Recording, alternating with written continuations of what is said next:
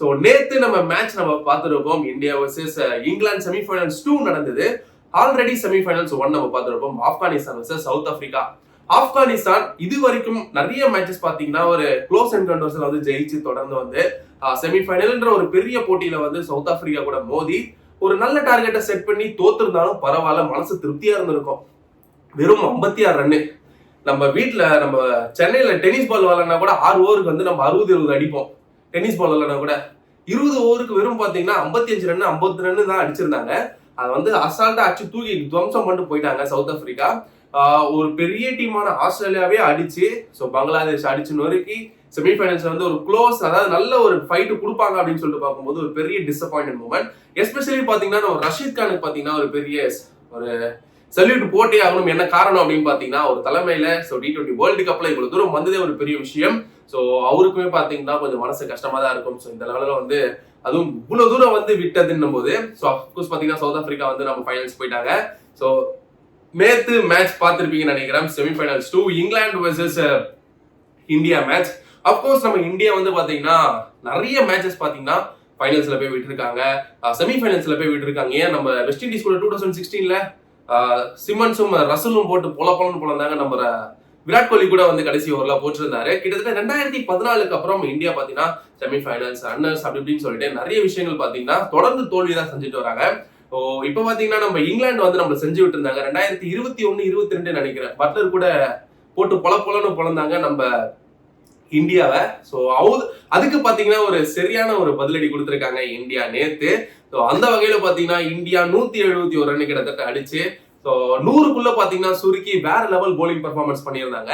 Especially Axar Patel, so most underrated player அப்படின்னு தான் சொல்லணும். இந்த வேர்ல்டு கப் வரும்போது தான் அக்சர் பட்டேலோட புகழ் வந்து ஒரு படி மேல இருக்கு. இதுக்கு முன்னாடி அக்சர் பட்டேல் எதுக்கு எடுக்கணும், எதுக்குன்னா இவன் உதவுறான் அப்படி இப்படின்னு சொல்லிட்டு நிறைய பேர் கொஸ்டின் மார்க் பண்ணிட்டு இருந்தாங்க.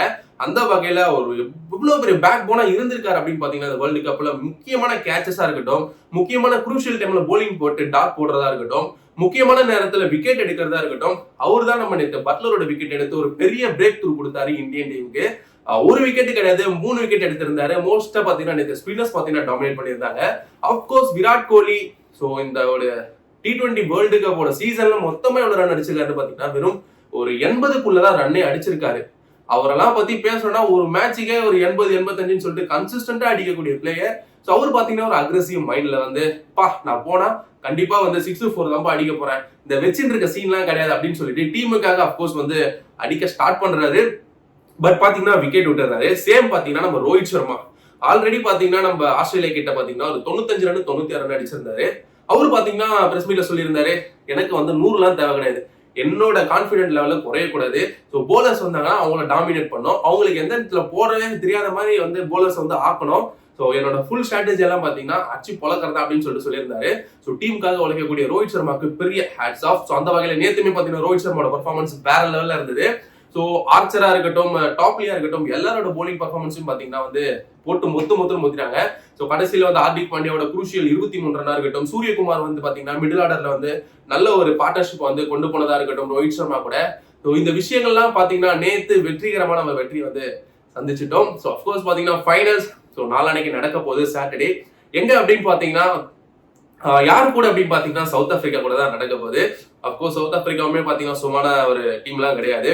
ரபாடா இருக்காங்க, ஆண்ட்ரிஸ் நாட்ஸ் இருக்காரு, அப்புறமேட்டு யான்சன் இருக்காங்க. ஸோ அதுக்கப்புறம் பேட்டிங் லைனை பாத்தீங்க அப்படின்னா குவிண்டன் டிகாக், மார்க்ரம், நிறைய பேர் பாத்தீங்கன்னா லைனப்ல காத்துக்கிட்டு இருக்காங்க. கிளாசன் இருக்காரு. ஸோ ஸ்பின்னர்ஸுக்கு பாத்தீங்கன்னா கிளாசன் எல்லாம் சொல்லவே தேவையில்ல, ஓபி எல்லாம் போட்டாருன்னா பிரிச்சிருவாரு. ஸோ கிளாசன் அந்த மாதிரியான ஒரு பேட்ஸ்மேன் தான். ஸோ அந்த வகையில் ஒரு பெரிய பேட்டிலா இருக்க போது அப்கோர்ஸ் நான் வந்து இந்தியா தான் வின் பண்ணும் அப்படின்னு நினைக்கிறேன். என்ன காரணம் அப்படின்னு பாத்தீங்கன்னா எஸ்பெஷலி 6 ஓவருக்குள்ள ஒரு 2 விக்கெட் நம்ம சவுத் ஆப்பிரிக்கா பேச தூக்கிட்டோம் அப்படின்னா, டிகாக்க எஸ்பெஷலா நம்ம தூக்கிட்டோம் அப்படின்னா அவர் மோஸ்டா லெக் சைட்ல ஆடுவாரு. ஸோ அந்த சைட்ல வச்சு போட்டு எடுத்துட்டாங்க அப்படின்னா கண்டிப்பா வந்து இந்தியா வந்து ஜெயிக்க கண்டிப்பா வாய்ப்பு இருக்கு. ஸோ பும்ரா கையில தான் இருக்குன்னு நினைக்கிறோம். ஹர்ஷதீப் சிங்கும் பாத்தீங்கன்னா சூப்பரா போட்டுட்டு இருக்காரு. இவங்க 2 பேர் தான் ஒரு குரூஷியல் ஒரு இதுவா இருக்கும். So India versus South Africa ஃபைனல்ல ஸோ பார்க்கலாம், பொறுத்திருந்து பார்க்கலாம். இந்த வீடியோ உங்களுக்கு பிடிச்சிருந்ததுன்னா மறக்காம லைக் பண்ணுங்க, கமெண்ட் பண்ணுங்க, ஷேர் பண்ணுங்க, முக்கியமா சப்ஸ்கிரைப் பண்ணுங்க. ஸோ நாளைக்கு மேட்சை பார்த்துட்டு பயங்கரமான ஒரு ரிவ்யூட உங்களை சந்திக்கிறேன். Tata bye bye.